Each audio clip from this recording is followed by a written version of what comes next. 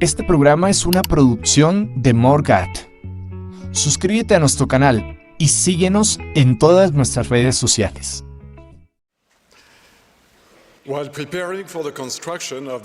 Durante los preparativos para la construcción del magnífico templo de París, Francia, tuve una experiencia que jamás olvidaré. En 2010, cuando se encontró el terreno para el templo, el alcalde de la ciudad pidió reunirse con nosotros para conocer más cerca de nuestra iglesia. Esa reunión era un paso crítico para poder obtener el permiso de construcción, preparándonos con mucho esmero una presentación con imágenes impresionantes de varios templos santos de los últimos días. Esperaba fervorosamente que la belleza arquitectónica de los templos persuadiera al alcalde. Para mi sorpresa, él indicó que en lugar de ver nuestra presentación, él y su equipo preferían hacer su propia investigación para determinar qué clase de iglesia éramos. Al siguiente mes nos invitaron a que escucháramos un informe que presentaría una consejera municipal, quien además era profesora de historia religiosa. Ella dijo, ante todo, deseábamos entender quiénes son los miembros de su iglesia. Lo primero que hicimos fue asistir a una de sus reuniones sacramentales. Nos sentamos al fondo del salón y observamos detenidamente a las personas de la congregación y lo que hacían. Luego hablamos con sus vecinos, aquellos que viven alrededor de su centro de estaca, y les preguntamos qué clase de personas son los mormones. Bien. Nosotros descubrimos que la Iglesia de Jesucristo es la que más se acerca a la de la Iglesia antigua. Yo casi objeté a eso diciéndole, eso no es completamente correcto, no es la iglesia más cercana, es la Iglesia de Jesucristo, la misma iglesia, la verdadera, pero me contuve. Y en lugar de ello ofrecí una silenciosa oración de gratitud. El alcalde nos informó entonces que, basándose en sus averiguaciones, él y su equipo no tenían objeciones a que se construyera un templo en su comunidad. Hoy en día, cuando recuerdo esa experiencia milagrosa, siento gratitud por la sabiduría y el espíritu de discernimiento del alcalde. Él sabía que la clave para entender la iglesia no consistía en ver la apariencia externa de sus edificios o la organización como institución, sino observarla a través de sus millones de miembros fieles que se esfuerzan cada día por seguir a Jesucristo.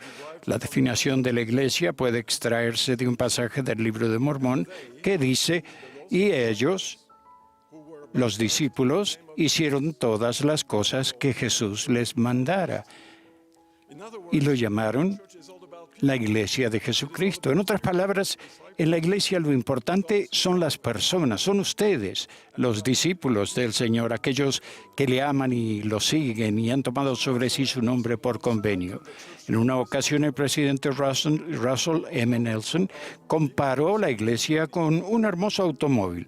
A todos nos gusta cuando nuestro vehículo está limpio y reluciente, pero el propósito del auto no es que llame la atención como una máquina atractiva, sino que sea un medio de transporte. Del mismo modo, como miembros de la Iglesia, valoramos el tener hermosos lugares de adoración que estén limpios y bien mantenidos, y también disfrutamos tener buenos programas, pero esos son simplemente sistemas de apoyo. Nuestro objetivo es invitar a los hijos de Dios a venir a Cristo y a guiarles por la senda del convenio. Nada es más importante en nuestra labor. Lo importante son las personas y los convenios. ¿No es maravilloso que el nombre que se dio por revelación a la Iglesia restaurada unifique los dos elementos más importantes de cada convenio del Evangelio? Primero, está el nombre de Jesucristo. Esta es su Iglesia y su expiación. Y sus convenios santificadores son la única senda hacia la salvación y la exaltación. El segundo nombre se refiere a nosotros, sus testigos y sus discípulos. Cuando serví como presidente de Estaca en Francia, aprendí lo importante que es centrarse en las personas. Al comienzo tenía en mente muchas metas ambiciosas, nuevos barrios, la construcción de centros de reuniones e incluso la construcción de un templo en nuestra región. 6 años después, cuando fui relevado, no se había alcanzado ninguno de esos objetivos. Podría haberme sentido que eso era un rotundo fracaso, de no ser porque en el transcurso de esos 6 años mis objetivos habían cambiado totalmente. Mientras estaba sentado en el estrado el día en que fui relevado, me invadió un profundo sentimiento de gratitud y realización al contemplar los rostros de centenares de miembros que asistieron. Fui recordando experiencias espirituales que me conectaban con cada uno de ellos. Había hermanos y hermanas que habían entrado en las aguas del bautismo, otros a quienes les había firmado sus primeras recomendaciones para que recibieran las sagradas ordenanzas del templo, y jóvenes y matrimonios a los que había apartado o relevado como misioneros de tiempo completo. Sentí un intenso amor fraternal por cada uno de ellos. Había sentido gozo puro al servirles y me había regocijado en el aumento de su lealtad y su fe en el Salvador. El presidente M. Russell Ballard enseñó: lo más importante en nuestras responsabilidades de la Iglesia no son las estadísticas ni las reuniones, sino que las personas a las que se ministra individualmente, como lo hizo El Salvador, hayan sido edificadas, recibido aliento y al final hayan cambiado. Mis queridos hermanos y hermanas, ¿somos activos en el Evangelio o estamos simplemente ocupados en la Iglesia? La clave es seguir el ejemplo del Salvador en todas las cosas. Si lo hacemos, nos centraremos naturalmente en salvar a personas en lugar de realizar tareas o implementar programas. ¿Se han preguntado alguna vez cómo sería si El Salvador visitara su barrio o rama? ¿Qué haría él? ¿Estaría él preocupado por saber si las ayudas visuales fueron suficientemente buenas o si las sillas estaban colocadas apropiadamente en el salón? ¿O buscaría a alguien a quien pudiera amar y enseñar y bendecir? Quizás él buscaría a un miembro nuevo o a un amigo a quien dar la bienvenida, a un hermano enfermo o a una hermana que necesitase consuelo, o a un joven vacilante que necesitara ser alentado y elevado. ¿Qué clases visitaría Jesús?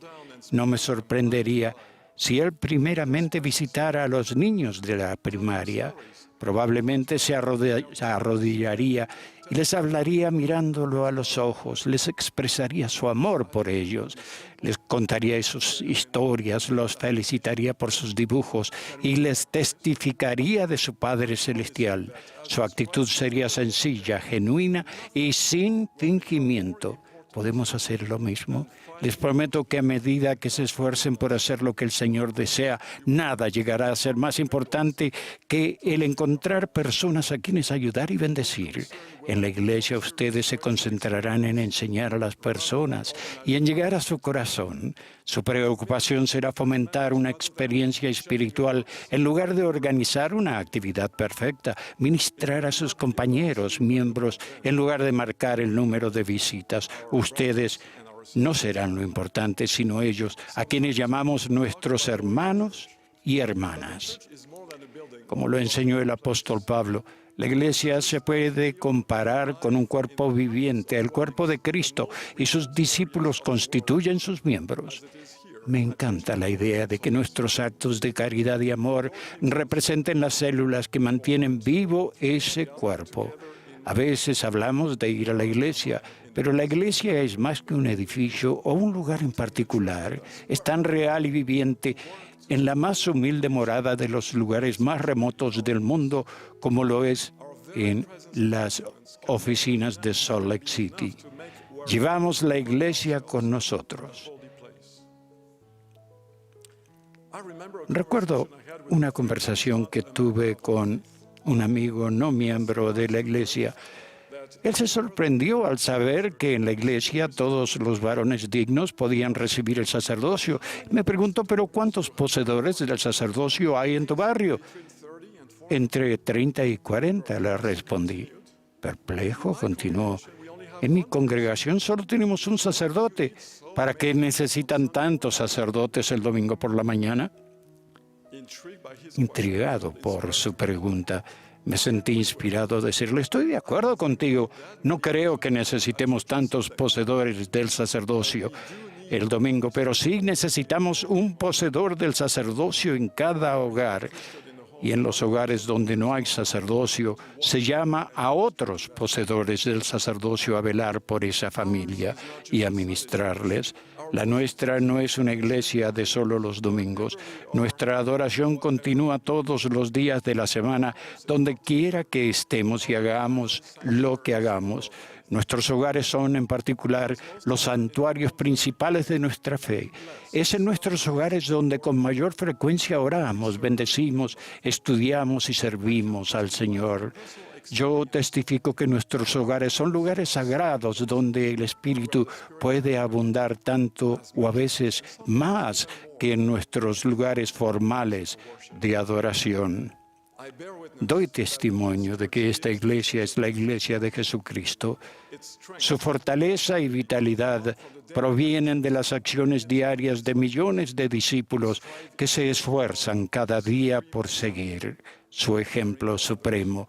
Al cuidar de otras personas, Cristo vive y Él dirige esta iglesia.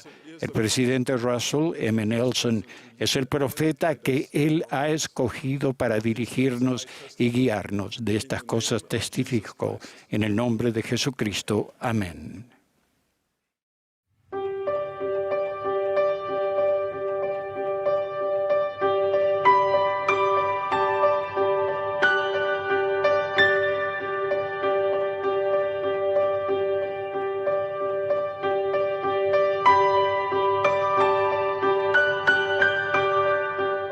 Este programa es una producción de Morgat.